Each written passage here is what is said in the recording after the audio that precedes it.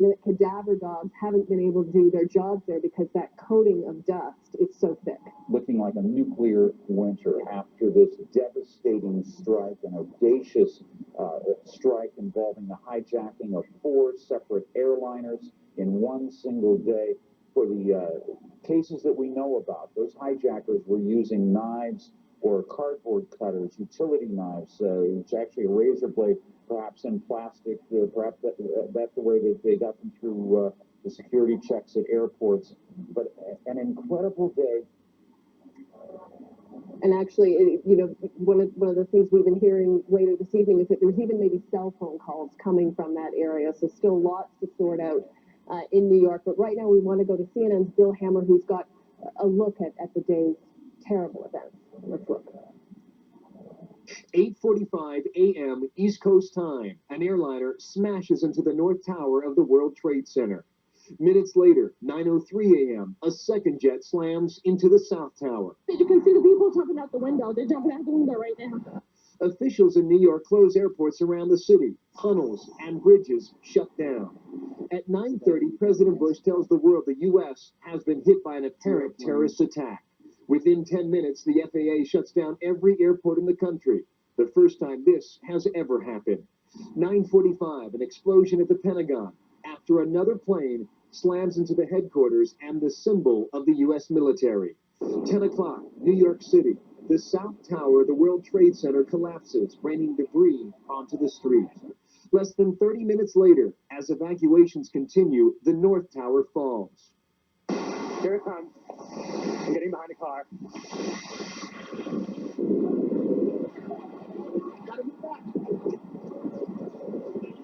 In that same half hour, back in Washington, part of the Pentagon collapses. Further west, outside Pittsburgh, Pennsylvania, a plane crash reported in Somerset County. Plans go into effect to protect the government. Much of Washington is shut down. Federal buildings and the White House are evacuated. Members of Congress point to the possibility the attacks are the responsibility of Osama bin Laden, a Saudi millionaire blamed for other terrorist attacks. As part of emergency measures, the president cut short his trip in Florida, first making a stop in Louisiana, declaring the United States will hunt down and punish those responsible. He's later flown to Nebraska, where he convenes with security officials.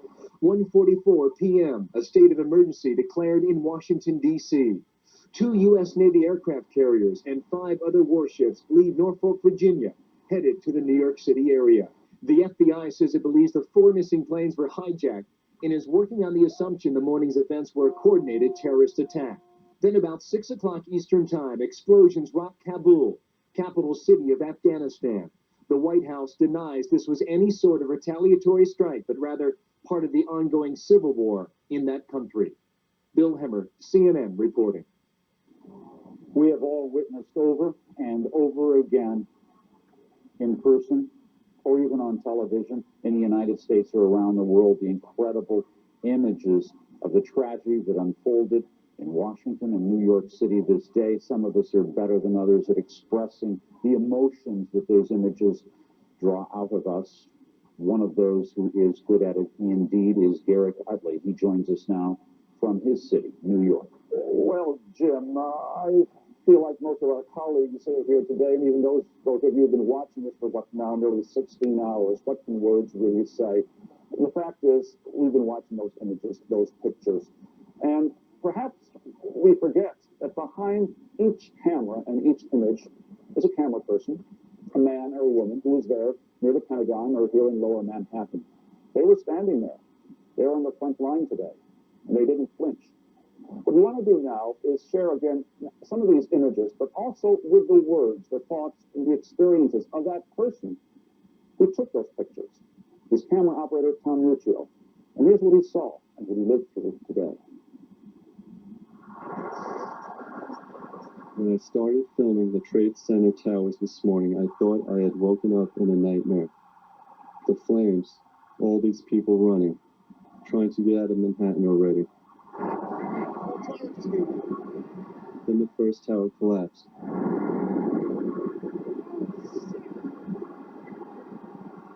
Then day turned to night.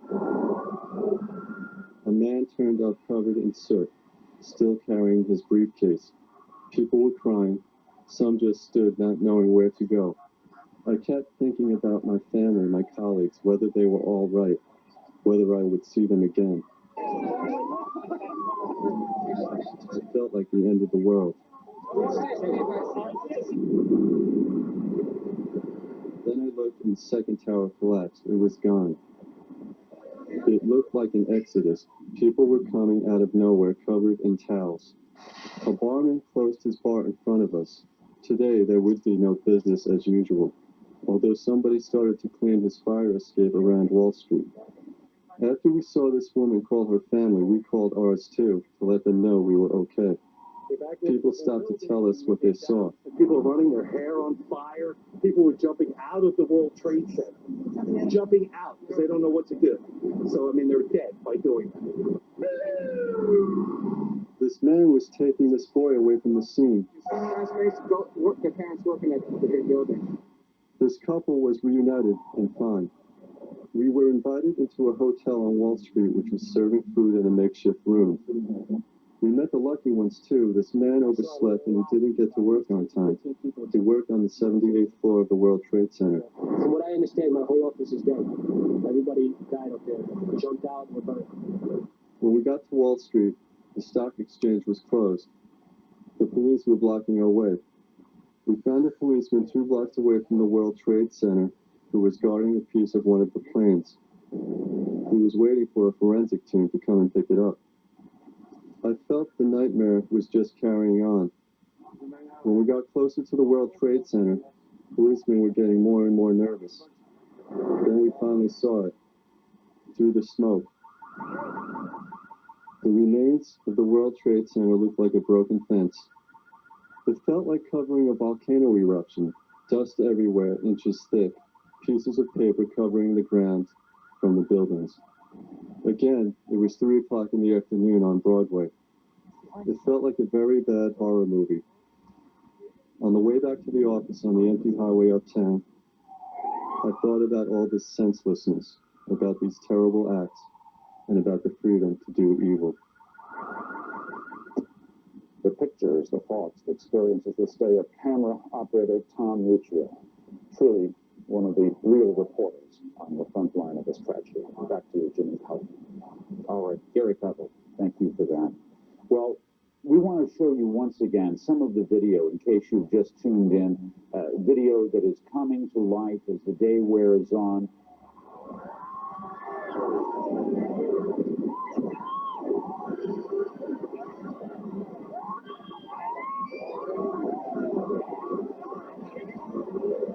That an angle of the second plane as it plowed into the World Trade Center. That videotape, perhaps because the cameraman was trapped down there in lower Manhattan and couldn't make his way out, just coming to us now. Terrifying. Awesome. So much pain in a picture of what happened this day in New York City, and indeed the pictures have been nonstop. That being United Airlines Flight 175, 65 people on board that plane. Jean Reserve is watching things in Washington for us tonight. Let's go to her for the very latest. Jean? Colleen, President Bush started his day in Florida, but returned to the White House just as the sun was setting. The arrival designed to show that the United States leadership will not be cowed. A short while later, Mr. Bush addressed the American people and the world from the Oval Office. Let's listen to his full address. Good evening. Today, our fellow citizens, our way of life, our very freedom came under attack in a series of deliberate and deadly terrorist acts. The victims were in airplanes or in their offices. Secretaries, businessmen and women, military and federal workers, moms and dads, friends and neighbors.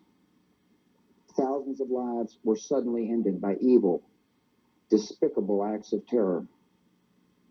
The pictures of airplanes flying into buildings, fires burning, huge structures collapsing, have filled us with disbelief, terrible sadness, and a quiet, unyielding anger. These acts of mass murder were intended to frighten our nation into chaos and retreat. But they have failed. Our country is strong. A great people has been moved to defend a great nation. Terrorist attacks can shake the foundations of our biggest buildings, but they cannot touch the foundation of America. These acts shattered steel, but they cannot dent the steel of American resolve. America was targeted for attack because we're the brightest beacon for freedom and opportunity in the world, and no one will keep that light from shining.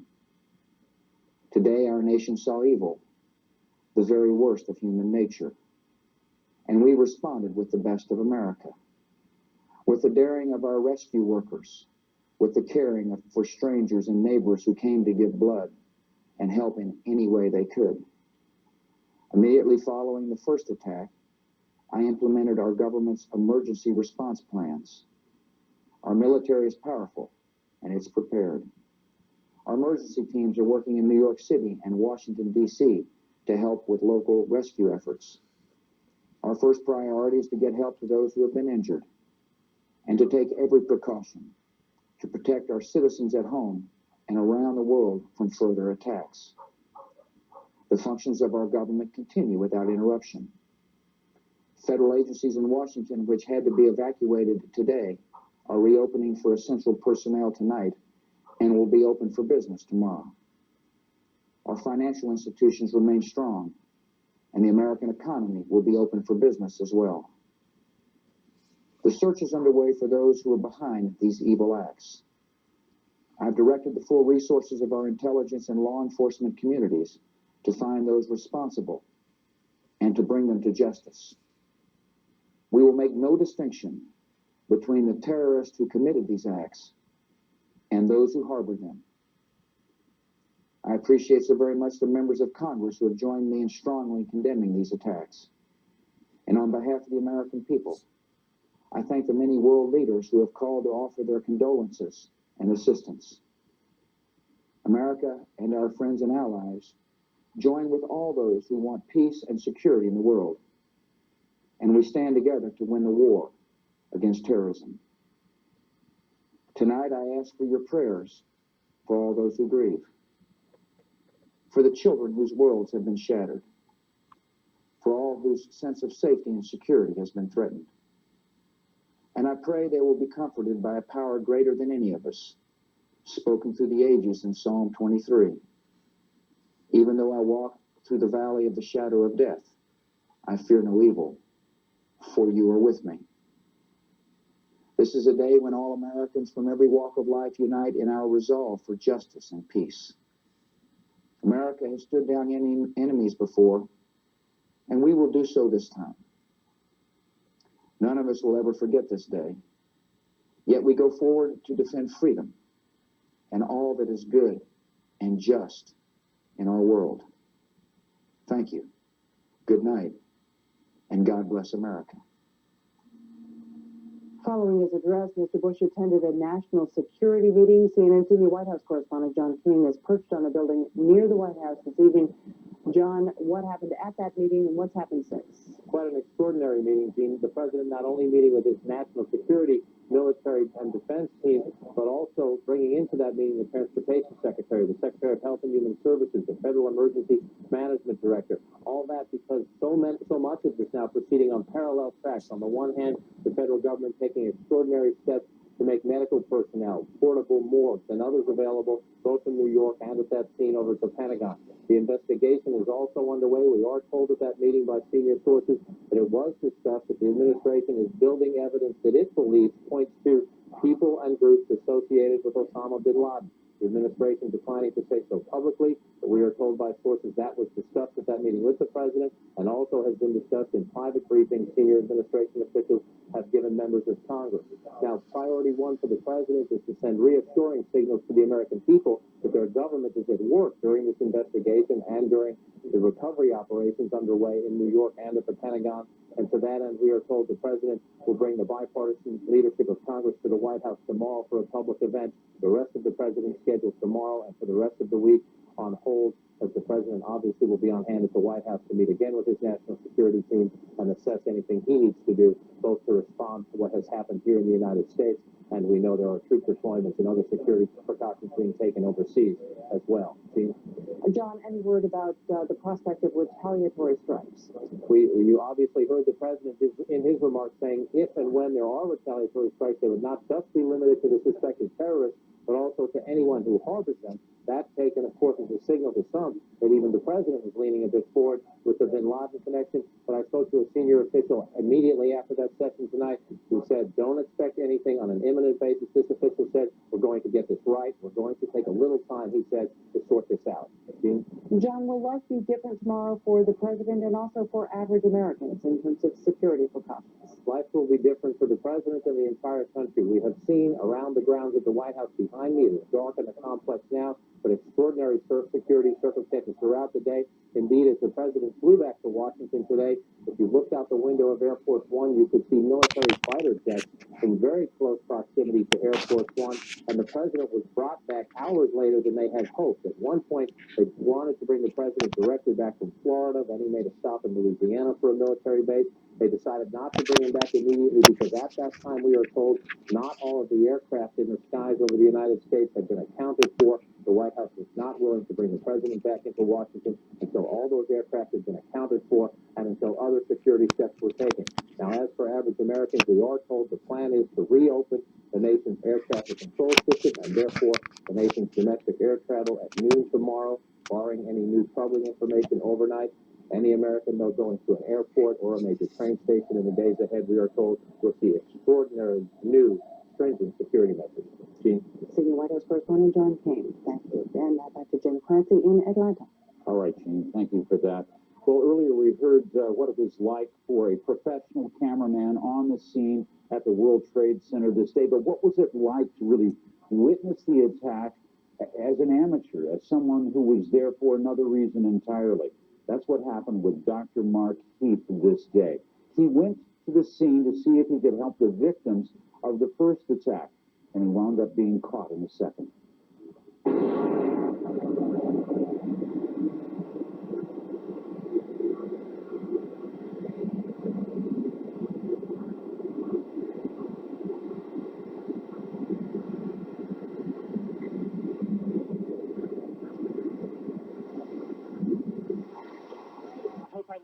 I hope I live. It's coming down on me. Here it comes. I'm getting behind the car. It's incredible. Okay, I'm gonna have to go find people who need help. I don't think I'm one of them. You okay, sir? Okay. Can I just get a toot off your respirator? Can I get a toot? I'm seeing a couple of clean breaths. That's good. Okay. Back to you.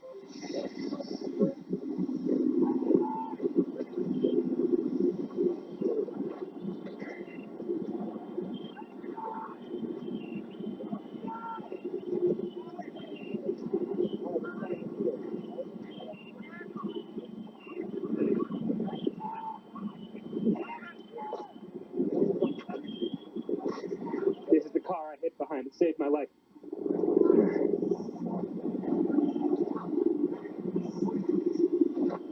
So it maybe is this one.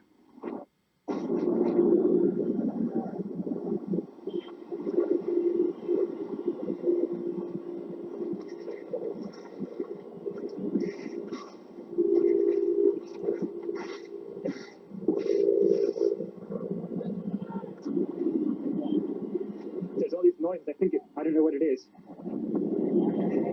They say someone needs help. Yeah, Mike! Mike! Mike, over here!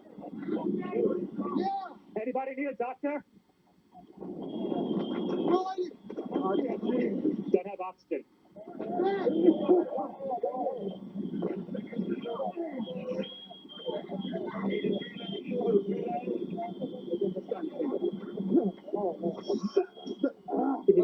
Hey, that guy needs some oxygen. If someone can share it with him. 10-4. Thanks.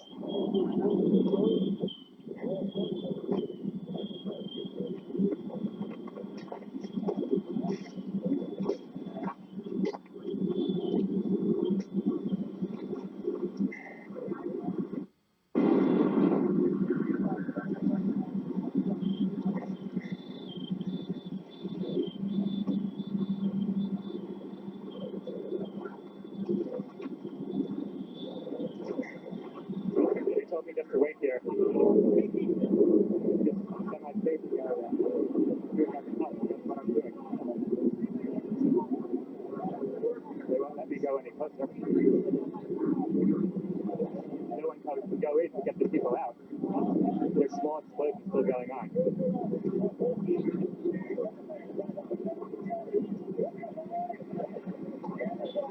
So far, I just seen some people who needed oxygen from the dust. That was like trauma. I'm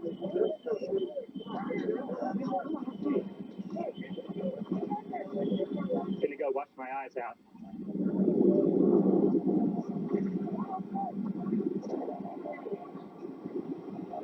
That almost made it work. Looking north on the West Side Highway.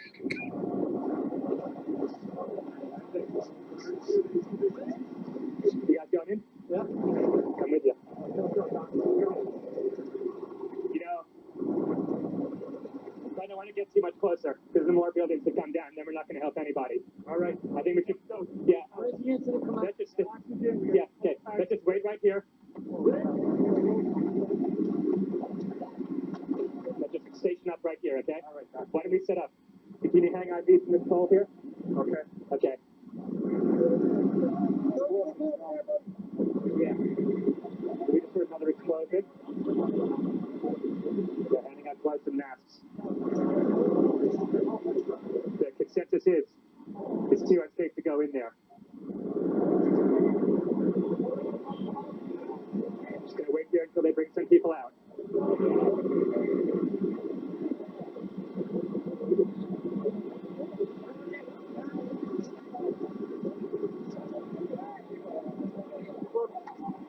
I hooked up with some firemen with some first aid stuff.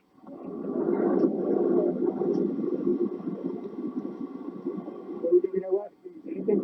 Why don't we just set this up as a little mobile hospital unit right here, okay?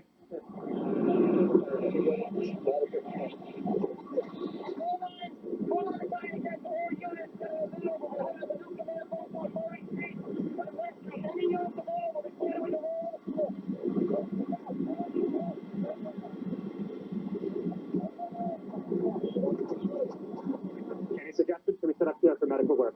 I think this is safe enough. And there we have it. One man's journey, an incredible journey through a day of disaster. That was amateur video from Dr. Mark Heath. All right, Jim. Well, disaster relief agencies say they're rushing blood supplies to New York City and to Washington as well. People have been jamming donation centers to help the untold number of victims of these attacks. The American Red Cross says it has 60,000 units of blood in several East Coast cities that it can ship to hospitals in New York City and Washington. Even people on the other side of the country in Los Angeles have been lining up at blood donation centers. Authorities say they will continue to need donations, though, over the next 2 weeks, even longer, we're hearing now, perhaps even a couple of months to replenish their supplies. Officials say the most needed blood types, O positive, O negative. They are the universal blood types that can be transfused into anyone in an emergency. Now, at hospitals throughout the New York area, medical heroics are going on. Michael Oku is standing by at St. Vincent's Hospital and Medical Center, which is one of the trauma centers closest to the World Trade Center. Michael, go ahead. Colleen, they call this a city that never sleeps, and I'm sure that tonight in New York, no one is doing that. And yet, despite that, there's a very eerie silence that's broken across the city tonight, as you can well imagine, only occasionally broken by the sound of emergency medical vehicles. I'm standing in Lower Manhattan, just south of 14th Street, and if you can look just north of me, you can see that police have set up barricades so that no one can come below this part of New York City. It limits traffic to this part of New York City to just the occasional emergency medical vehicle and to police vehicles. I'm standing just about 2 blocks west of St. Vincent's Hospital, which has been set up as the main trauma and triage center here in New York. As of 10:30 last night, which was the time of the last hospital press conference, officials at St. Vincent's Hospital said that there were 327 patients who had been admitted. 50 to 55 of them were in critical condition, and they also reported, of course, that there were 3 deaths. Most of the victims, they say, had suffered from severe burns. Most of those burns had been very burns that were sustained in the face, and there were occasional cases in which patients suffered from cardiac arrest, some from existing conditions which were, of course, triggered by this trauma. Now, Governor Pataki was here earlier at St. Vincent's, and he reported that he met with victims as well as some of the doctors who worked on some of the patients here. He said that every story seemed to be an unusual one. You can imagine there are no usual stories tonight. For the most part, the scene outside the hospital looks like this. Dozens of men and women in scrubs, under portable lights, waiting. Basically, gurneys that have been set up, wheelchairs, office furniture covered in sheets as they await more victims, more people whose lives they are hoping to save. That's what the scene looks like outside St. Vincent's Hospital tonight, and what I have to report is probably one of the most eerie nights that I've spent in the city. The hospital says that they will have another briefing later this morning at 6:30. Back to you. All right, Michael Oku, thanks very much. Jim?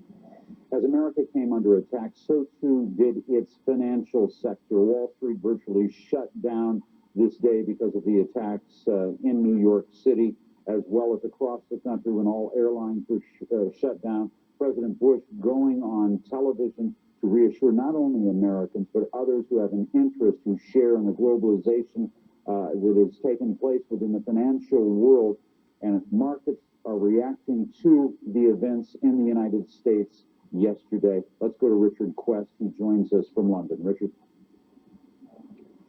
Many thanks, Jim. Of course, there was no trading in the United States, so the initial financial reaction has had to come from overseas.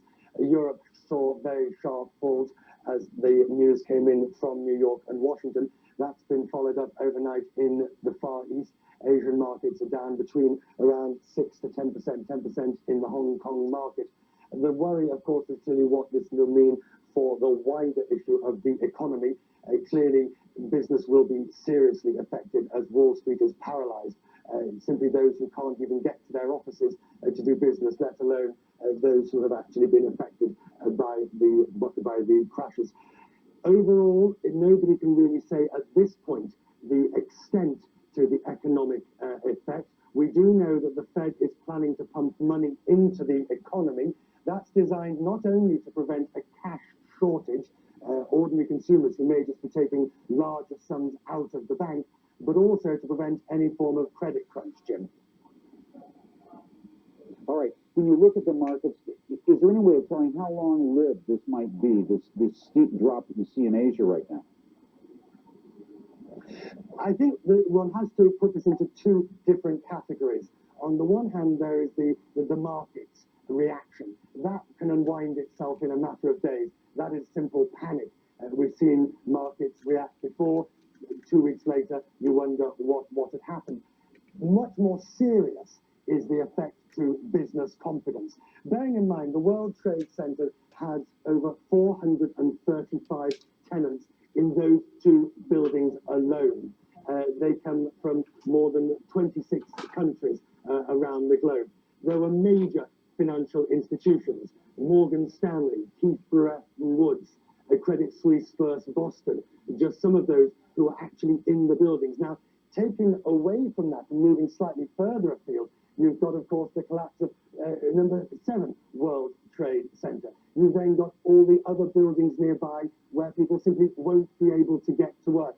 The ripple effects will start to be felt. And that's why it's vital that people like Paul O'Neill, the US Treasury Secretary, who's now leaving Japan and heading back to the United States, Alan Greenspan, the chairman of the Fed, who's at a bankers meeting in Basel in Switzerland, and the SEC are all coordinating at the moment, not only to send a message that they will provide the money necessary for corporate America to continue, but also to restore confidence in the market system. All right, Richard Quest reporting to us there from London. Colleen. All right, and of course, as we've been telling you all along, some of the rescue efforts still going on tonight, especially in New York City. And we've actually got some tape in just now that we want to show you of those night rescue operations in and around the area of the World Trade Center. Just backing it up there a little bit. Let's see if we can get it rolling again. You can see some of the areas that have been lit. We heard earlier from a report from CNN's Deborah Farrick, who was down in that area, that they do have dogs there. They've got cadaver dogs searching. Even that is being made difficult because there's so much dust on the ground. She was saying that even the dogs can't really do their work. There's still a lot to sift through. There have been reports this evening of telephone calls, cell phone calls being made, possibly from the basement area of that complex. None of that's been confirmed, but of course rescue officials hoping and trying to see if there are people still alive. They want to be able to get them out. We heard earlier from the New York mayor that more than 300 firefighters they believe are missing and presumed dead, and dozens of police officers as well who were surrounding that building when the two towers essentially crumbled into dust. So you're looking at some pictures there in and around the World Trade Center of the night rescue operation still underway at this time. And incredible pictures, because really that's our best look really at the destruction that we've seen thus far, because it was enveloped in clouds of dust for so long during the daylight hours. Very inaccessible, but you can see the way that the buildings are simply gone. All you see are the shells. Well, you see a few floors there, Jim, just a few, obviously badly burnt out. But having worked there, and CNN had its New York bureau in the World Trade Center when the network first started on the air 20 years ago, more than 20 years ago. And when I look at those pictures, it's hard to believe. And as many people have noted on this day, there's a sense among the people in the United States that there has to be retribution for this. The death toll alone is going to be staggering. We've been warned about that. No one even knows. No one can even estimate. Although United States officials say there have been no credible claims of responsibility for Tuesday's attacks in New York City and Washington. And they remind everyone it's still too early to speculate about exactly who may be involved. Still, some U.S. intelligence officials are telling CNN there are good indications, that's their words, that people linked to Saudi exile Osama bin Laden might be responsible. As the World Trade Center burned furiously, smoke billowed above the Pentagon, and the White House was evacuated, one security expert declared, "This isn't an act of terrorism, this is an act of war." Noting there was no direct evidence, several experts pointed out that few terrorist organizations around the world were capable of mounting such an audacious attack. They mentioned only one man by name, a name repeated by U.S. officials for years. There is not the slightest doubt that Osama bin Laden, his worldwide allies, and his sympathizers are planning further attacks against us. Despite progress against his networks, bin Laden's organization has contacts virtually worldwide, including in the United States, and he has stated unequivocally that all Americans are targets. For almost a decade, Osama bin Laden has been accused or suspected of coordinating attacks on the United States, on U.S. troops in Saudi Arabia, on U.S. embassies in Kenya and Tanzania, in the suicide mission against the USS Cole, at the World Trade Center in 1993, and the list goes on. Terrorism experts paint a picture of bin Laden as a Saudi-born revolutionary determined to end U.S. involvement in Saudi Arabia. In interviews, bin Laden has renewed his vow to bring jihad, or holy war, against the United States. Specifically, he said Washington had failed to get the message from bombings aimed at U.S. forces in Saudi Arabia. We declared a jihad, a holy war, against the United States government because it is unjust, criminal, and tyrannical. Terrorism analysts warned earlier this year Osama bin Laden was turning his attention to the Israeli-Palestinian conflict, hoping to win armed converts and gain global political momentum out of the chaos of the collapsed peace process. Bin Laden's wealth, estimated by some at around $200 million, is seen as key to not only recruiting militant followers, but funding carefully planned and coordinated attacks. U.S. officials blame Osama bin Laden in the attacks on the U.S. embassies in Nairobi, Kenya, and Dar es Salaam, Tanzania, which they say were carefully timed to increase the dramatic effects of a simultaneous onslaught against U.S. interests. It is precisely the same strategy that appears to be at work in the financial and political centers of America in the latest attacks. U.S. officials assert that bin Laden initiated his terrorist network during the war in Afghanistan, later moved to training bases in Sudan, and is currently being sheltered by Afghanistan's ruling Taliban. The Taliban say they have been warned the U.S. will hold Afghanistan responsible for any attack on U.S. interests linked to bin Laden. There are governments like Afghanistan, which are engaged in the smuggling of heroin and the harboring of terrorists. Governments such as Afghanistan, I think, have to be considered criminal organizations. Sanctions against Afghanistan are already in place. U.S. missile strikes hit bin Laden's training facilities there in 1998, but missed the 44-year-old leader of an organization he simply calls the base. Earlier this year, reporters who visited bin Laden in Afghanistan said he appeared to be in a race against time, a race to see who could strike first, the United States or Osama bin Laden. It may be weeks or months before those behind what is apparently the worst terrorist strikes in the history of the U.S. are known. What is certain is that Osama bin Laden is already high on the list of suspects. One Arab journalist says Osama bin Laden warned 3 weeks ago that he and his followers would carry out an unprecedented attack against the United States. He's joining us now.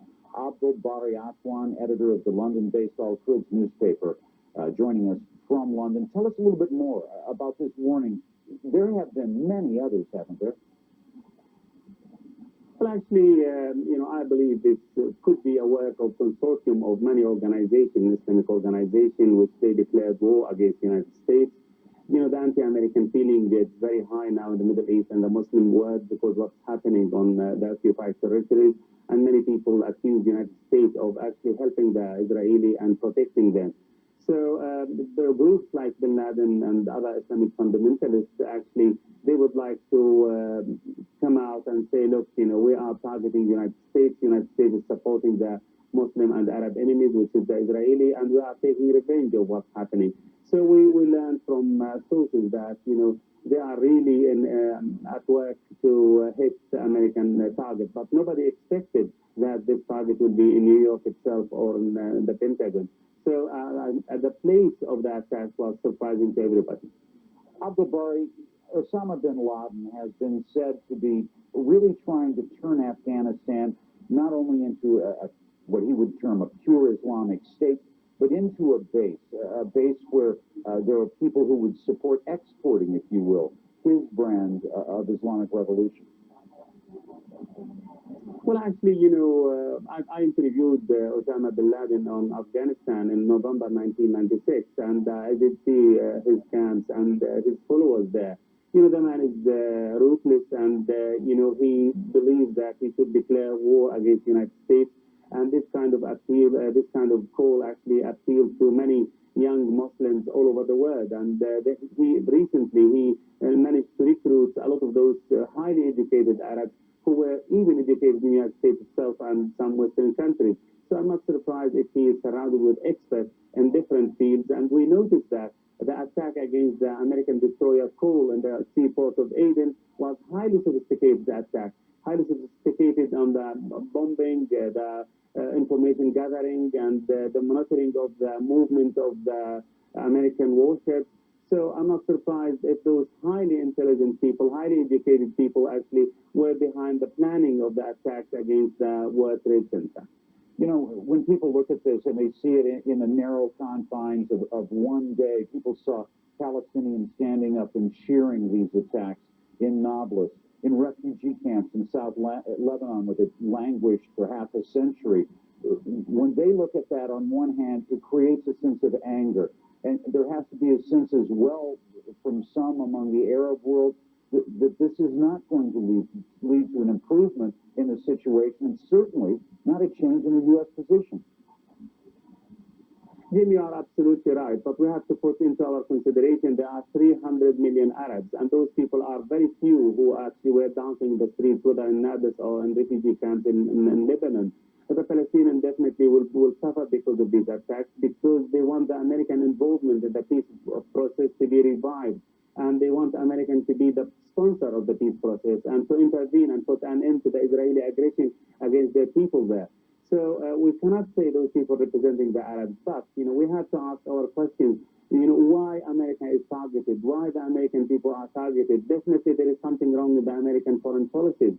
So these wrongs have to be readdressed, has to be rectified, and we want more involvement from the United States on the Arab-Israeli conflict, to revive the peace process, to put an end to the Israeli atrocities. Also, there are Palestinians killed in the West Bank and Gaza Strip every day by the Israeli tanks, by the Israeli missiles.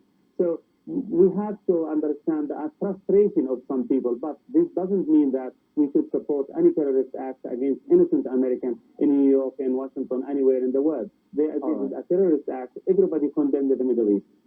Abdul-Bari Atwan of Al Quds, thanks to you for being with us there. Colleen?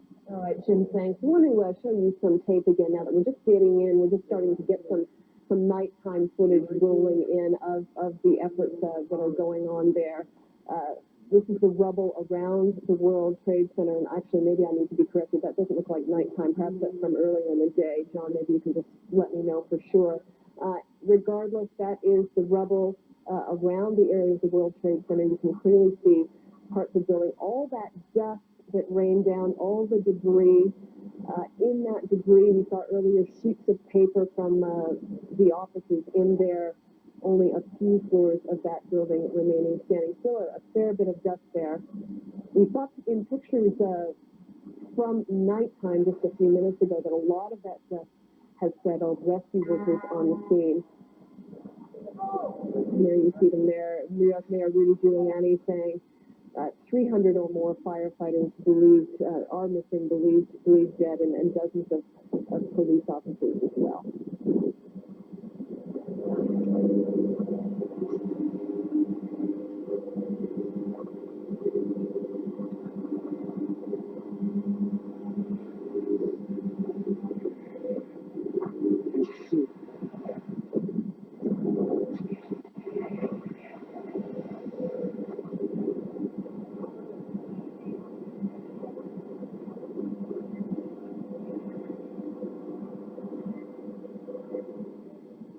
All right, those pictures obviously from earlier of the rubble around the World Trade Center. Jim? Devastation this day also in the nation's capital. Let's go now to the Pentagon and Bob Franken live for an update on the situation there, Bob. Well, it's been about 16 hours, Jim, since the explosion here, since the plane collided with this west side of the Pentagon, and you can see it's still smoldering a little bit. They're still waiting for the embers to stop going so they can actually go into the building. We saw just a moment ago some of the supervisors. They were lowered in what looked like a bucket. They were actually being lowered into the bombed building where the plane had hit, so they could take a look and just see what the status of the fire was. The plan is at daybreak to literally peel away the wall a little bit and then go in. Of course, about 15 hours ago, we had some video that was shot shortly after the plane had collided with this side of the building. You can see that there was quite a bit of firefighting effort going on. There were literally hundreds of firefighters going. They were trying to put out a blaze that's still going till now. They fought all day with this, and of course there was also an evacuation of the injured. We don't have any sense of the casualties yet. We've been told that they could number in the hundreds. There could be more than 100 dead. There are wide estimates. The Pentagon is not giving any estimate. Perhaps we'll know more tomorrow when officials are actually able to go inside the building. Plane, of course, collided shortly after 9:30 this morning. A plane that was flying from Dulles, and of course, it was taken by hijackers. That is the report, of course, and was then moved into the Pentagon, causing the damage that it did. Now, people talk about retaliation, and the Pentagon is already thinking about that, and the chairman of the Joint Chiefs of Staff says that he will have the forces necessary. I extend my condolences to the entire Department of Defense families, military and civilian, and to the families of all those throughout our nation who lost loved ones. I think this is indeed a reminder of the tragedy and the tragic dangers that we face day in and day out, both here at home as well as abroad. I would tell you up front, I have no intentions of discussing today what comes next. But make no mistake about it, your armed forces are ready. And tomorrow they will be ready to open the Pentagon. It's become a matter of pride here. At least they're going to be opening part of the building. The defense secretary said he's determined to do that, to prove to the world that terrorism cannot knock down a building, cannot knock down the spirit of the American military. Jim? Bob, the toll of dead and injured there at the Pentagon, does anyone know for sure? As a matter of fact, the Pentagon is quite assertive about the fact that no estimates can be made. There was a local fire chief who said that the deaths could range between 100 and 800. Pentagon officials think that that is way too high, the 800 number, but it is clearly possible that there could be deaths that number in the hundreds.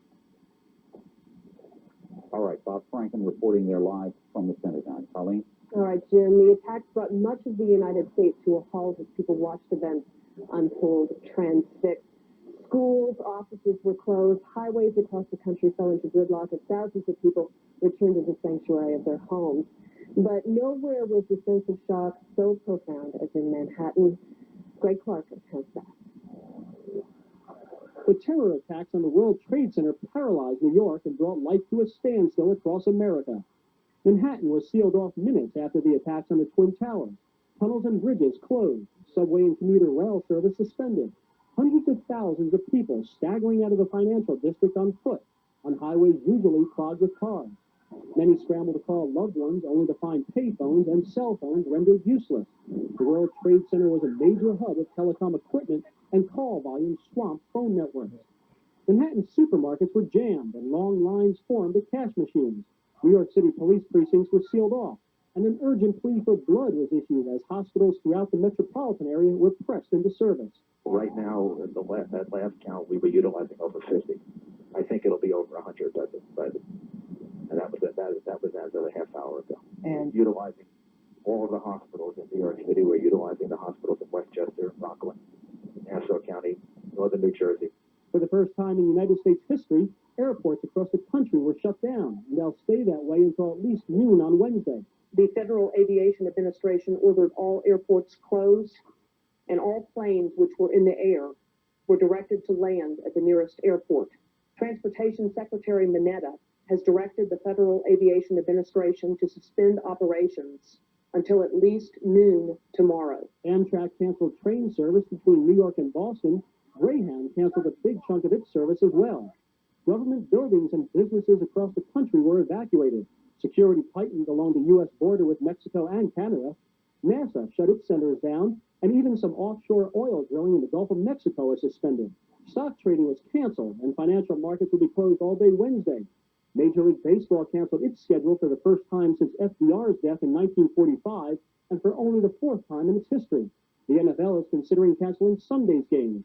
Across the U.S., tourist attractions and landmarks shut down. Disneyland, Disney World, and Seattle's Space Needle among them. Back in New York, the mayoral primary election was also canceled. Greg Clarkin, CNN, New York. All right, for some insight now into how Americans view the attacks, CNN, USA Today, and Gallup conducted a public opinion poll just before the president's speech. 86% of those questions said they considered the events an act of war.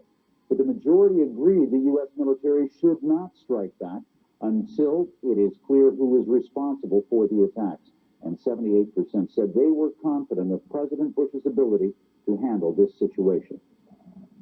Some relatives of the people killed had to deal with this attack right as it was happening. A man on board one of the planes called his mother as the aircraft was being hijacked. And this is so upsetting, I can't tell you. Mark Bingham, a passenger on United Airlines Flight 93 that was en route from Newark, New Jersey to San Francisco, he called his mother just minutes before the plane crash near Pittsburgh. That I love you very, very much. In case I don't see you again. That the plane has been taken over by hijackers. And then I said, well, we love you very much too, Mark. Let me go get your mother. I got on the phone, Mark. And he said, hi, Mom, this is Mark Bingham. He was laughing. And he said, I want to let you know that I love you. And I'm flying. I think he said I'm in the air. I'm calling you on the airphone of the airplane in his seat. presume so. He said, I want you to know I love you very much, and I'm calling you from the plane. We've been taken over. There are 3 men that say they had a bomb.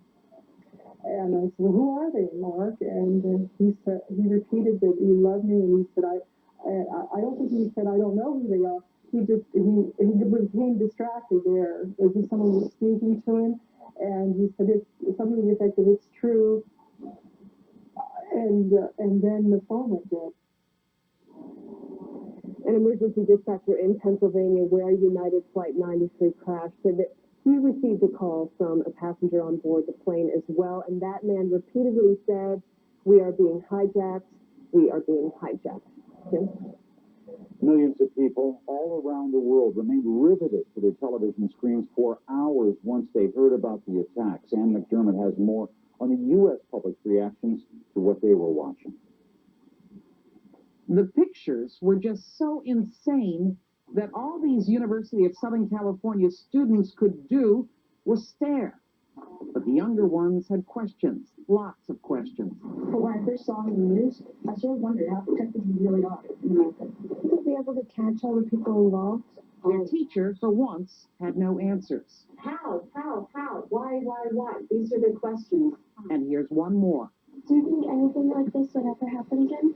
Will it happen again? Psychologists say that's what can make people so crazy at first. It's not that we're afraid of the unknown. In the face of the unknown, we fill it in. We think there are monsters out there, and we actually end up frightening ourselves more. Many of these people in an LA area gym admitted they were frightened and came here only for something to do. I'm looking at the streets and it looks like Beirut. And I can't believe it's my backyard. We'll continue to throw out the Trade Center building 6 hours. I think we're definitely going to go to war. This Korean War vet sure hopes not, but he knows the feeling. I see what it is right there. America under attack. People didn't have to die. But they did die, and America's in mourning. Ann McDermott, CNN, Los Angeles. All right, we are actually coming to the end of this hour of coverage of America under attack. It has been about 16 hours since all of this horror began. The attacks on New York and Washington Tuesday, September 11th, will never be forgotten by those who experienced them firsthand, or by the millions of people around the world who actually saw them unfold. I heard the sound of a jet. I assumed it was like a Navy jet or something like that, just flying by. And we heard a big bang, and then we saw smoke coming out, and everybody started running out, and we saw the plane on the other side of the building, and there was smoke everywhere. I heard a large explosion. I thought it was a sign, boom. And when I heard the explosion, I looked up, and what I saw red, and I saw debris start to fall down. As soon as he got hit, I was thrown to a window. So I was very lucky to get out. There's a lot of people that didn't get out. There's a lot of people coming down the stairs, burnt up. It's bad. There was an enormous fireball. There was fire, debris falling to the ground, and then just a whole kind of mushroom of smoke that sort of just billowed up. And I just stood there in absolute disbelief. There was a lot of people hurt. They were lying on the floors, coming down the stairs. A lot of people had asthma attacks while they were coming down. It was bad. Everybody was screaming. Everybody was running. The cops were trying to maintain the calm. And in that haste, people were stampeding. People started screaming that there was another plane coming. I didn't see the plane, but I turned around, and the second building just exploded. And we see a second commercial jet flying extremely low, actually collide into the south tower of the building. At that point, we decided just to get out of it. People were just going crazy at that point, evacuating. I saw people jumping off the building. Many, many people just jumping. And people were just climbing, they were just falling down. I saw about 6 people falling down from the building from the binoculars. I saw a lady with a black suit, she fell down, and a boy with a white shirt, he fell down, and it was horrible. If you go over by there, you can see the people jumping out the window. They're jumping out the window right now. Oh my God. Everybody was on top of each other trying to come down, and then somebody finally calmed the crowd down to get them to come down the stairs in an orderly fashion and get them out of the building. We saw the The South Tower collapsed to the ground, decimated, and then later, it was very amazing to see the North Tower standing there by itself after years and years and years of seeing them together. And then all of a sudden, the North Tower just collapsed upon itself and just fell to the ground. There's a cloud of dust that covered all of downtown Manhattan. These New York policemen and firemen, God bless them, they kept us calm. They tried so hard to keep us moving north, and it was just absolute horror. It was horror. Now, those are the words from the day America came under attack. Let's take a look at some of the pictures of the day, of the damage that has been done as a demarcation line is crossed, in the words of some, a line that separates past from future in the way that the U.S. is likely to deal with terrorism, and the realization, above all, that it is not isolated, that it is not safe because it is sheltered between two oceans, the Atlantic and the Pacific. Many people that you heard their voices there never believed they would see these kinds of scenes as a result of a deliberate act of violence. But that is indeed what was witnessed in New York City, in Washington on this day. People believing that the security that had been in place would prevent these kinds of scenes. The utter destruction of two of the landmark buildings in New York City at the very heart of the financial district, symbols of, as some would say, of capitalism, of America's financial strength. But they were laid low this day by two hijacked jetliners that were plowed into the side at a horrible cost in human life. The news continues now on CNN.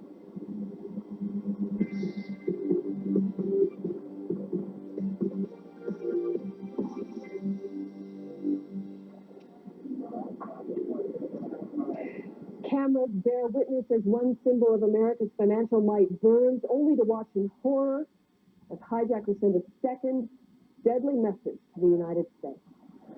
And then, only half an hour later, another target, another city, this time the Pentagon, the military seat of the world's only remaining superpower. And there was more to come. Plane number 4 goes down in rural Pennsylvania. Dozens of people killed. A nation, an entire world is stunned. Hello, I'm Jim Clancy. And I'm Colleen McEdwards at CNN Center. First, we want to bring you the latest right now on Tuesday's terrorist attacks in the United States. In New York City, it is 2 a.m. right now. Many lie dead where the World Trade Center lies in ruins. Some people trapped alive have been placing cell phone calls, we are told, quite possibly from the basement of that World Trade Center building. The combined death toll for New York, Washington, and Shanksville, Pennsylvania will be very high, we're told. President Bush saying earlier, thousands of people have been killed. In New York, search and rescue efforts have continued right through the night. Thus far, at least 2,000 victims treated for injuries. It was a little more than 17 hours ago now that terrorists hijacked 4 commercial jets, crashing one of the airliners into the North Tower of New York's World Trade Center, a financial mecca there for decades. Then, only minutes later, slamming a second plane into the Trade Center South Tower. Obviously, an extremely well-coordinated attack. Another jet into a section of Washington's Pentagon building, the Military Nerve Center of the United States, causing a terrible fire there. And finally, the 4th aircraft into Pennsylvania's rural Somerset County. Those 3 attacks leaving behind a nightmare of horrendous proportions.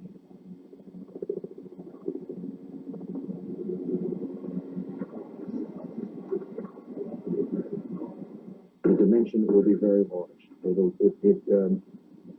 In terms of the people we're looking for, it's a couple of hundred firefighters and police officers, which is a staggering number. As far as the number of people in the building, that'll be in the thousands.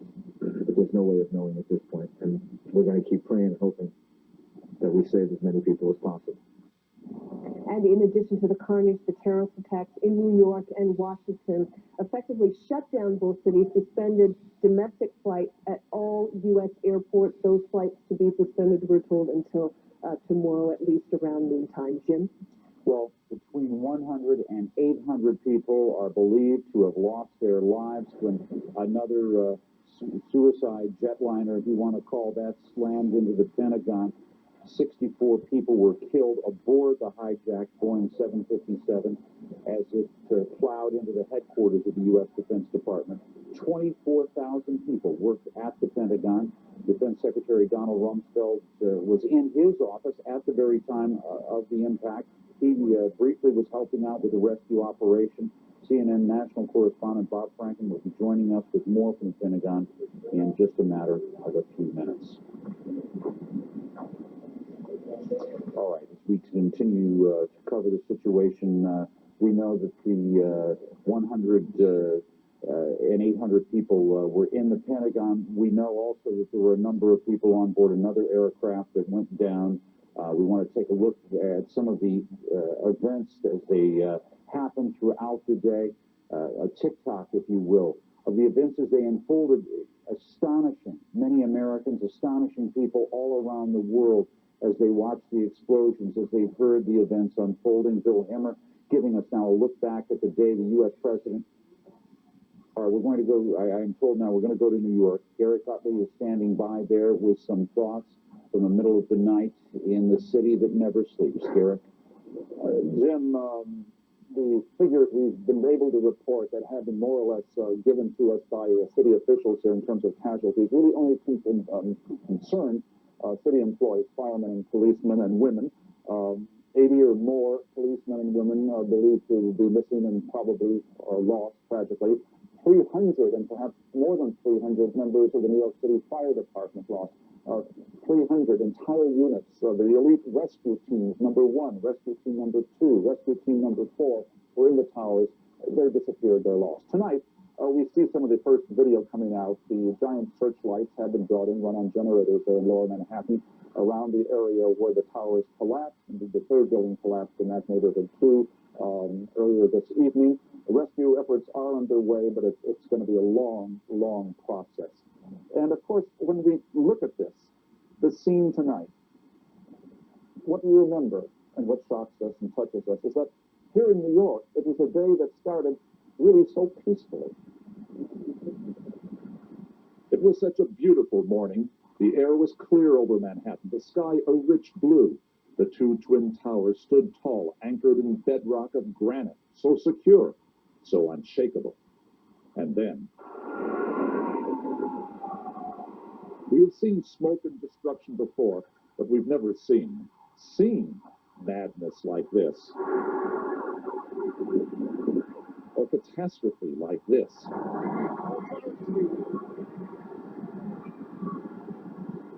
It was a morning when words could only begin to express the horror.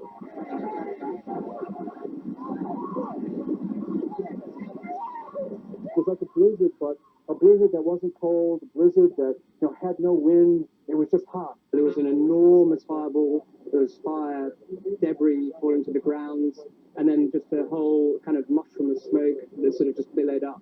We knew that some of what happened this morning, that there could be another attack on the World Trade Center as there was 8 years ago, that terrorists might attack the Pentagon and hijack commercial flights. But how could we imagine that all of this could happen? That much of the government would be shut down, the capital of the United States evacuated, and the White House, that the president of the most powerful nation in the world would take evasive action for his own security. Across this nation, from airports closed down to home to workplace, we watched and tried to comprehend what we were seeing. It took time after the shock of the terror to digest the dimension of the human tragedy. We tried to imagine what those caught in the soaring towers in the doomed planes of the Pentagon went through before the end. We can only wonder what happens next. The president vows action. The search is underway for those who are behind these evil acts. I've directed the full resources of our intelligence and law enforcement communities to find those responsible and to bring them to justice. Retaliation, even revenge, may feel sweet one day, but right now there are only the remnants of terror, the pain of the tragedy, and the tears. And how do we handle those tears and the trauma tonight for the victims, their families in Washington and here in New York City? Frank Donahue is with the disaster relief units of the American Red Cross. We've been down there today. Tonight, the logistics. Housing people, how many? Tonight we have about 13 shelters. The Greater New York Red Cross has 13 shelters open in Lower Manhattan. These are for people in buildings in the endangered. That have been evacuated, Battery Park, etc., where apartments, just people cannot return to that area tonight at all. It's too dangerous. And you're feeding about 10,000 meals down. Working with the Salvation Army, feeding about 10,000 police and firefighters and disaster workers on the scene tonight. These are the immediate problems. We've seen the medical problems we're seeing in the hospital, emotional problems, psychological counseling. You get involved in that too. Absolutely. Who does it and what do they do? We have trained, certified volunteers that are certified psychiatrists, psychologists, social workers that are trained by the Red Cross that we have tonight that are working in Lower Manhattan, that are working at our center in Amsterdam, and that are working actually at LAX, at Boston's Logan Airport, at every airport where people were affected by today's disaster. And what are the patterns? What are the key things these counselors, these therapists really can do? Immediate assistance to people, to be there when they hear incredible news that someone that they love very much may well be in that rubble that we see behind us, and to be there to provide solace, to kind of provide direction to them, to help them make it through the first couple hours. This is psychological, emotional first aid, absolutely, if you will. Absolutely. What happens after tomorrow, or the day after, or next week with these people? Red Cross's role is to be there, again, immediately on the scene, to provide that first aid, if you will. We'll begin to then refer people to their clergy, etc., and other kind of long-term help. We see again the people in the wheelchairs, the people on the gurneys today, and we can only think of those who are still under the rubble. You've been to Bosnia? You've been earthquakes in Turkey? Turkey 2 years ago, the earthquake, and it's the same kind of eerie feeling when I came through the Holland Tunnel today from Philadelphia. And I got down there and listened to that sort of dead silence that you see, and to see relief workers and hundreds of firefighters just waiting to be called in to respond. I saw it in so many places, and now to see it in America, it's pretty shocking. Shortages. You've heard about blood. Need blood. Absolutely. 1-800-GIVE-LIFE. Every American could give blood. We never want our country to have a blood shortage again. This is a sign to all of us. We should never have a blood shortage in this nation. And in a crisis like this, the situation we're going through tonight and we'll go through tomorrow, what are the other shortages? Not enough doctors, not enough ambulances, what? Not enough volunteers, people to continue to provide relief. This operation will go on for many, many weeks. The folks in Battery Park and those neighborhoods are going to continue to need assistance. And Red Cross will be there tonight in other parts of New York responding to the regular disasters that you see. And so volunteers, blood, financial resources, all of those things are what Red Cross needs, and so many organizations like the Red Cross need to continue to be there when people need us. Have we ever had this kind of a disaster calamity in the United States? This is monumental. Even more than the natural ones? Absolutely. I mean, certainly the hurricanes, the floods, the things that we've seen in this country are devastating, and people are stunned, but this is overwhelming to think that this has been inflicted upon America by who knows who, but that in moments, what you saw in the beginning of the scene of how beautiful and serene New York was, and now look at this tonight. It'll be there tomorrow. Absolutely. To come. Frank Donahue of the Red Cross. Thank you so much. Back to you, Jim. All right, Derek Huntley, thanks very much for that. Let's move now from New York to the seat of the U.S. military defense, the Pentagon. At the Pentagon, the hijacked airliner that hit that building at 9:38 a.m. ignited a huge fire there. Firefighters battled that blaze all day to try to bring it under control. Now rescuers are searching for up to 800 missing people there. CNN's Bob Franken joins us now from the Pentagon with the very latest. Bob? Colleen, let me put that figure in perspective if I could just a little bit. That is an estimate, a real wide-ranging estimate from one local fire chief who said there could be between 100 and 800 dead. That was just his estimate. Pentagon sources are saying that's probably wildly high, but they have been insistent that they were not going to release any casualties until the people who you see in back of me, the ones who have been watching this blaze throughout the evening, are in fact going to go into the building. You can see aerials that show just the magnitude of the damage that was done here. Aerials that were shot by a Washington Station WTTG. We should understand this is a massively huge building, over 17 miles of corridors. About half of them, by the way, will be closed tomorrow because of concerns of structural damage, although officials here say they are insistent. They want to open this building and at least have some of the workers in to make a statement to the world that the U.S. military establishment has taken a hit, but it is not down. And as a matter of fact, already there's some preliminary planning going on for retaliation once the person or the organization or the nation that is going to be deemed responsible is identified. And there was quite a bit of work done in this building today, quite a few public appearances, including one by the ranking Republican on the Senate Armed Services Committee, John Warner. We call upon the entire world to step up and help, because terrorism is a common enemy to all, and we're in this together. The United States has borne the brunt, but who can be next? Step forward and let us hold accountable and punish those that have perpetrated this attack.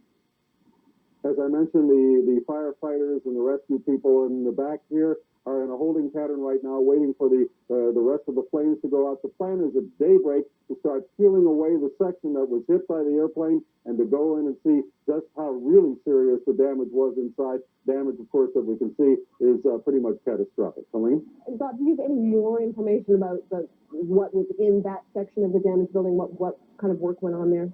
Well, it was fortunate in a way in that none of the vital officers are located in that section. You had some Army officers here, you had some Navy officers here, but the Military Command Center, the Joint Chiefs of Staff, the various secretaries, including, of course, Secretary Rumsfeld, were in other parts of the building. But as I mentioned, about half of the building is going to be closed tomorrow because of a concern, not just in the direct area that was hit, but other areas there may have been structural damage, which could make it fairly dangerous to be there. Colleen? Understood. CNN's Bob Franken at the Pentagon. Thanks. Jim? Colleen, we haven't talked as much about the fourth hijacked plane, United Airlines Flight 93. It crashed south of Pittsburgh in western Pennsylvania. Administration officials saying the presidential retreat at Camp David may have been the target. And David Mattingly joins us from the crash site with more on the investigation underway there. David?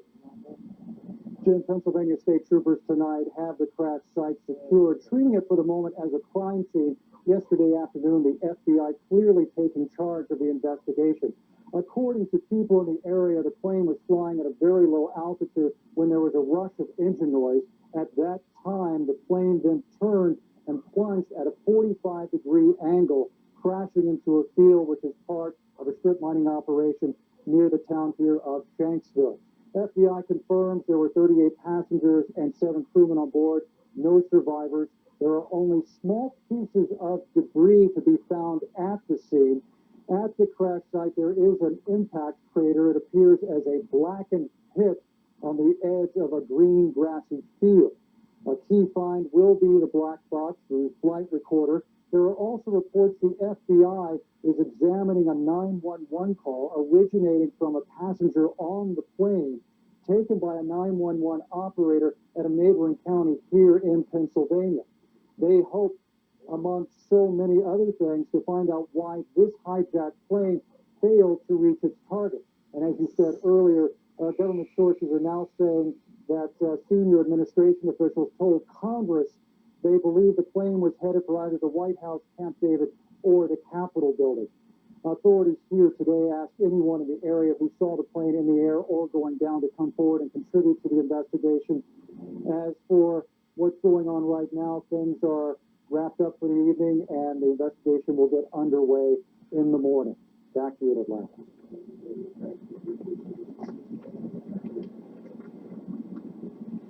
All right, David, as we look at the crash scene there, it's a scene that people don't really understand. You've outlined, they don't really have anyone that eyewitnessed this. I had thought that earlier in the day there had been a report of someone describing what had happened as the plane came down. Oh, yes, there were eyewitnesses, but they're calling for anyone who may have seen the plane in the air to come forward. They have the initial accounts, as we have relayed to you, that the plane appeared to have a rush of engine noise and then veer off and then down, striking the ground at a 45-degree angle. There were policemen at the scene of the crash site saying that it appeared that the plane had come down and the debris had scattered into a wooded area nearby.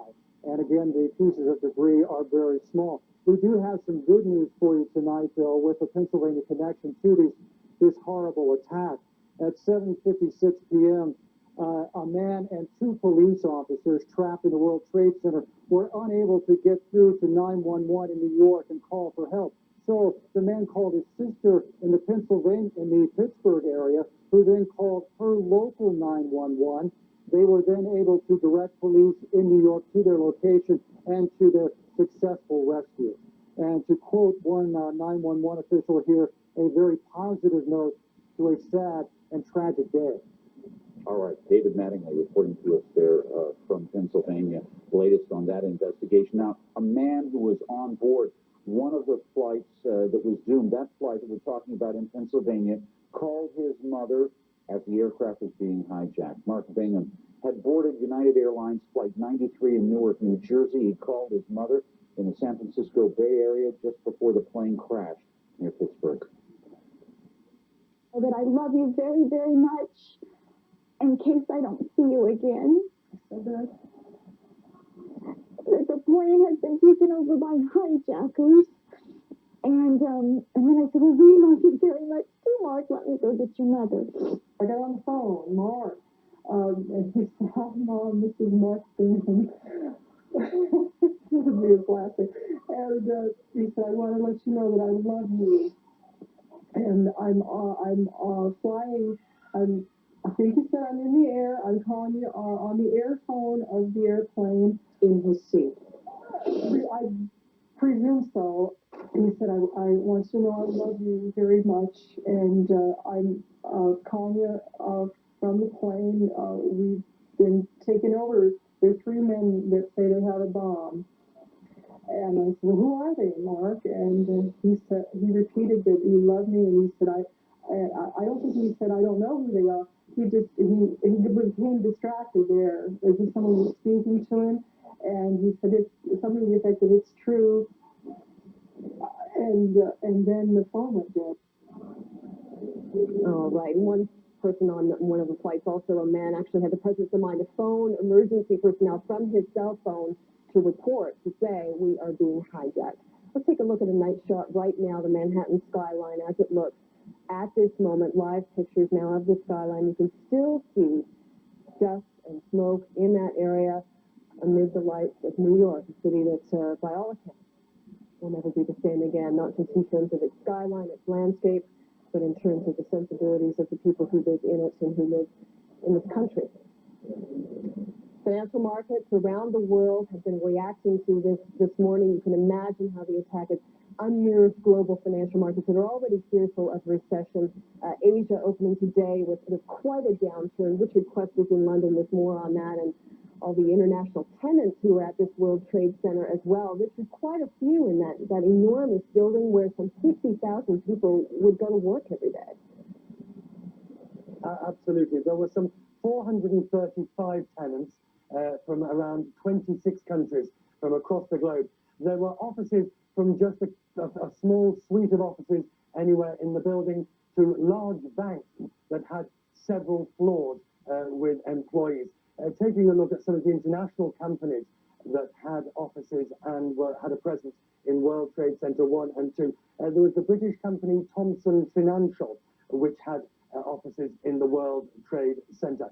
Morgan Stanley, the largest tenant, had over 22 floors in World Trade Center 1. The company put out a statement late yesterday saying all of the businesses are functioning and will continue to function, but obviously the prayers and sympathies are with their employees. Some 3,500 people worked for Morgan Stanley at the World Trade Center. Cantor Index, and a company on both sides of the Atlantic, Cantor Fitzgerald, as it's known, had 5 floors. 800 employees at least were working or had a presence in the World Trade Center. The company putting out a statement saying that the over 1,000 employees employed by the two companies in the World Trade Center, the chairman saying, in a difficult, confused situation, we're doing all we can to determine the whereabouts of our colleagues. Keith Brewett, a brokerage specializing in banking matters, also there. Empire Blue Cross and Blue Shield, that's the U.S. major insurance corporation. The healthcare insurance was an international corporation that had a presence in the World Trade Center. And Credit Suisse First Boston, the Swiss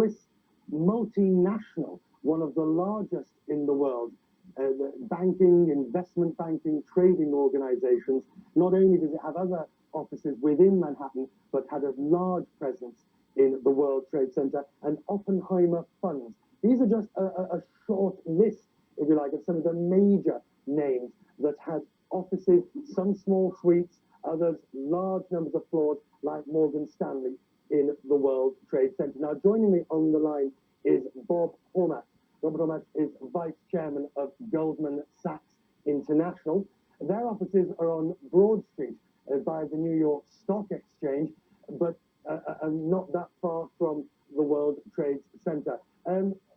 Bob, thanks for joining us. First of all, let's start with Goldman Sachs, your employees, and what you can tell us about the situation. Well, we stayed open until about 3 or 3:30 in the afternoon yesterday. Fortunately, we're fairly far away, as you know, from the Trade Center, but our prayers and our thoughts are with our friends and colleagues in other banks and institutions. Wall Street is, as you know, a pretty close-knit unit, and they're competitors, but they're also companies we cooperate with on a day-to-day basis at the same time. So we're obviously very concerned about those people and other firms that are down on Wall Street, and we're in the World Trade Towers. The size, the scale of what's taken place in terms of Wall Street, in terms of the economy, we can have no idea yet what's likely to be the effect. No, that's right, and I think it'll take time to sink in. It's a community that, as I say, works together. We know one another. We work on a day-to-day basis with one another, and firms work on a whole lot of projects collectively and trade with one another. And there's all sorts of business going on on a day-to-day basis, and it's part of an overall market. They're part of the market, but they're also friends and people we talk to on a day-to-day basis. So the psychological impact is going to be enormous. And the financial impact is going to be enormous. A lot of companies that have been active participants in the market will be hurt, damaged badly. Let me just interrupt you. We're looking at new pictures now of the rubble from the scene of Lower Manhattan that have just come into CNN. These shots taken a short while ago. Bob, finally, briefly, the financial community has had words from the Federal Reserve, from the US Treasury Secretary. The key now has to be to create confidence, not only that there won't be a cash shortage or a so-called credit crunch, that basically this will not do long-standing damage to the economy. Yes, I think there are two major things that need to be done. First of all, in the United States itself, the Federal Reserve has to take action to lower interest rates further and do so very aggressively, and I believe it will.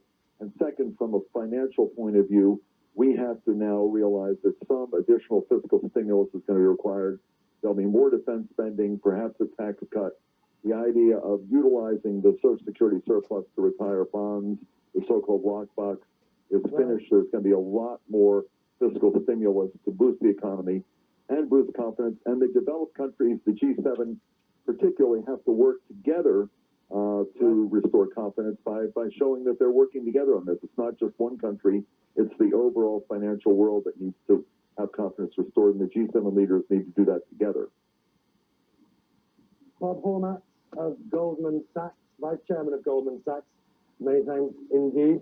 Colleen, the pictures from Lower Manhattan, the latest of the rubble from the World Trade Center.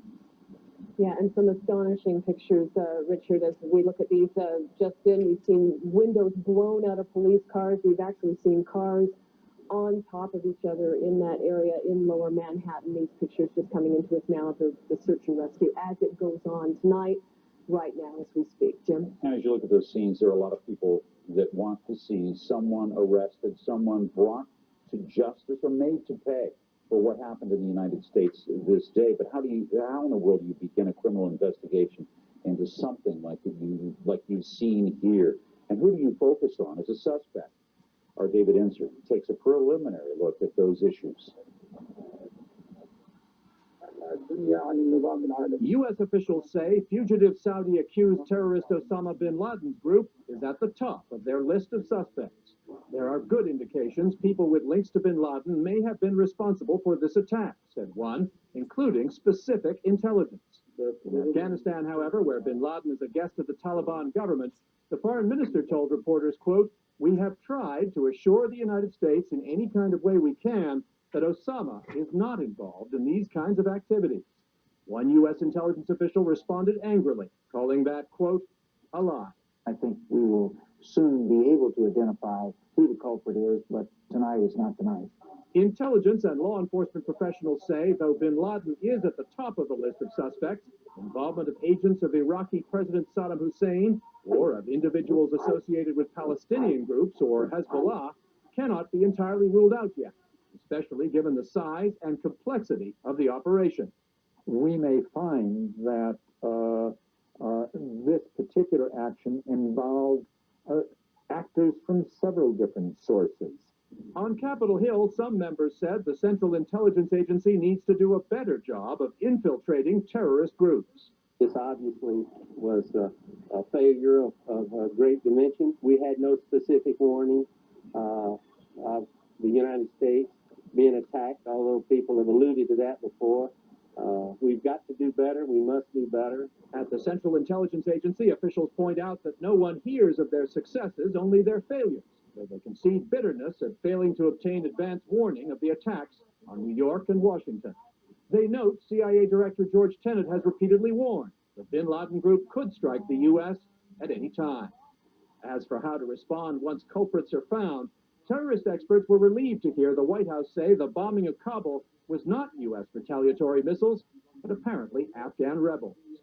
This is not something that's going to be solved by a salvo of cruise missiles bouncing some rocks in Afghanistan if it turns out to be Osama bin Laden. This will be a war ultimately to bring all of those responsible to justice, whatever form that takes. It's clear now, as it was on December 7th, 1941, the United States is at war. The question was with whom? In December of 41, we knew. Today, we really don't. They don't know now, but U.S. intelligence officials say they believe they soon will. David Ensor, CNN, Washington. Now, key to all of this is the fact that Osama bin Laden has been in Afghanistan. Afghan officials, the ruling Taliban there, have said unequivocally that they have been warned by Washington that they will be held responsible if it was determined that Osama bin Laden took actions, did terrorist acts against the United States or its interests. Now, joining us from Kabul for more on this story is Nick Robertson. He's joining us by video phone. Nick, what is the latest from there? Well, Jim, certainly there is a lot of apprehension within the senior Taliban ranks here in Afghanistan, not only in Kabul, but in their spiritual capital, Kandahar, about 300 miles south of here. We also know this morning in Kabul that the United Nations agencies here in Kabul are preparing, very likely to pull out from here. Local staff are being paid their salaries, and there will probably likely be a skeleton staff of UN officials left in the city and in other cities around the country. We also know that some of the smaller non-governmental organizations, aid groups here in the city, are also preparing to pull out. 10 German groups, we are told, will pull out, 4 of them today. Last night, of course, the Taliban moving very swiftly. Foreign Minister Wakil Ahmed Mutawakil talking to journalists saying that they were not responsible, Afghanistan was not responsible, that they condemned terrorism in all its forms, and they said that Osama bin Laden couldn't be responsible for what had happened. Mullah Omar, the spiritual leader of the country, issuing a statement very quickly as well, Jim, indicative of the apprehension that possibly Afghanistan could be a place where retribution might be sought. But certainly Mullah Omar's statement, Osama bin Laden, he said, could not be responsible. This type of terrorism, he said, was too great for one man, Jim. Still, the feeling persists that there is going to be some kind of retribution by the United States, and we could see the reaction coming there from Taliban officials How many of them in the government are what you might consider supporters of Osama bin Laden? That is, they agree with him, his philosophy.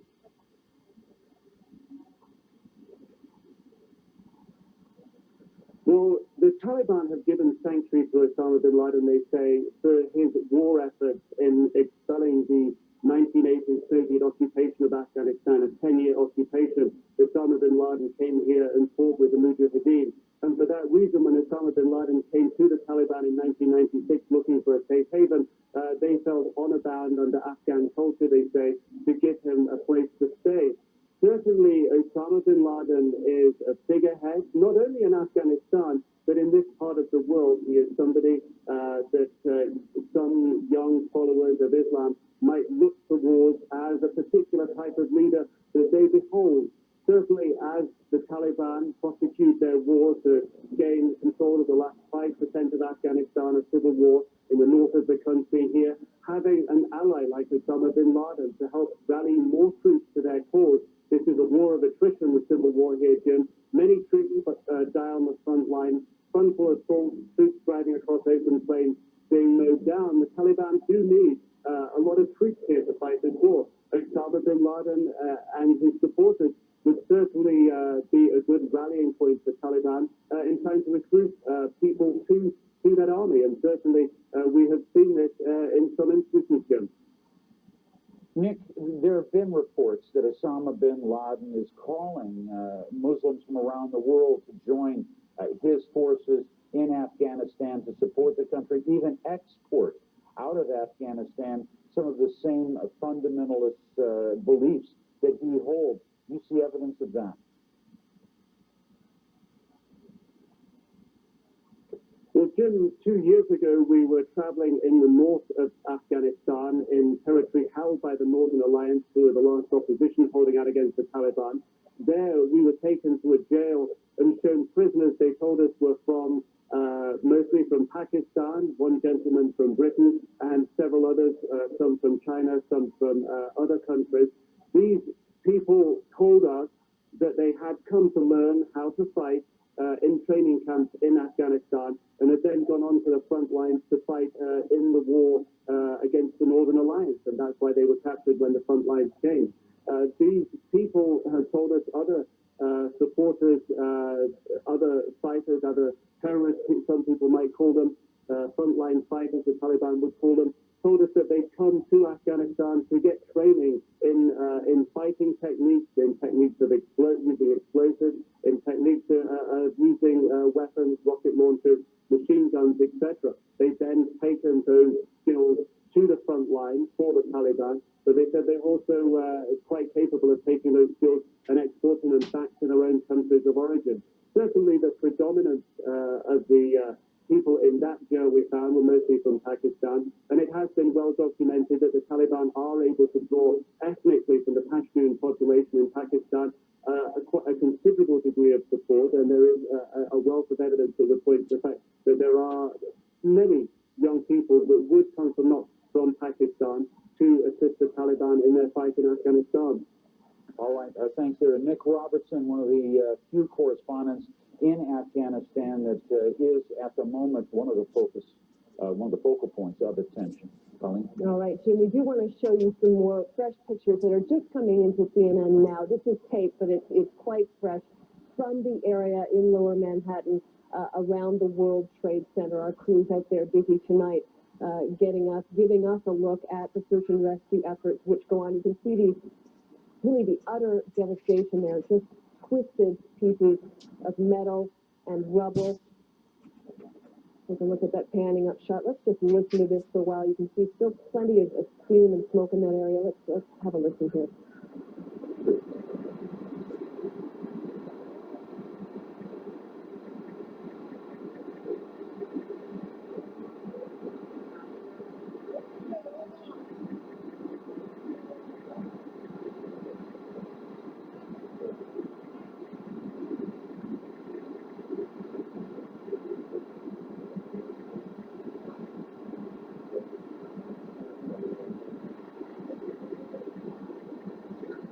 Most of that damage on the ground, of course, caused when the two towers literally disintegrated. They burned and fell to the ground, one after the other, just spewing rubble all over the place. I want to also show you some tape that we just got in a couple of hours here to speak of a reverse angle of the second plane hitting the tower. Let's look. That's just a frightening shot.